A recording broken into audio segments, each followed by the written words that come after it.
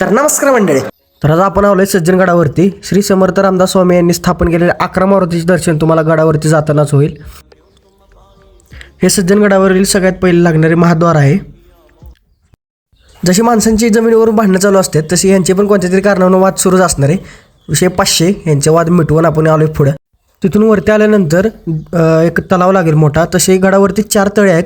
तर त्यातलं ह्या तळ्याचं नाव सोनाळी तळे म्हणून आहे. ह्यात भरपूर प्रकारचे मासे आणि कासव तुम्हाला बघायला मिळते. हा मार्ग समर्थ रामदास स्वामी समाधी मंदिराकडे जाणारा मार्ग आहे. तिथे गेल्यानंतर आपण समर्थ रामदास स्वामी समाधी मंदिराकडे गेलो. गडावरती गेल्यानंतर भक्तांसाठी प्रसादाची सोय उपलब्ध असते व राहण्याची सोयही आहे तिथे. तर मग आपण पण सुद्धा प्रसादाचा लाभ घेतला. जय जय रघुवीर समर्थ. तर वाघाचा काका गारव्याला मोकार बसलेला वरती. तिथून आपण गेलो धाब्याच्या मारुतीकडे. धाब्याच्या मारुतीकडे जाताना हे का तुम्हाला खालच्या अंगाला दिसतंय ना, ते आहे परळीचं धरण. परळीचं धरण बघून आपण काढच्या अंगाने आलो वर पुढच्या साईडला. सगळी मोकार थकलेली होती. त्यांना म्हणलं चला आपल्याला पुढच्या धाब्याच्या मारुतीचं दर्शन घ्यायचं आहे. तर आपण तिथं धाब्याच्या मारुती मंदिरापाशी पोचलो. तर हे आहे श्री समर्थ स्थापित धाब्याचा मारुती. तर आतमध्ये गेल्यानंतर सगळ्या भिंतीवरती तुम्हाला मारुती स्तोत्र लिहिलेलं दिसेल. एकदा नक्की वाचा.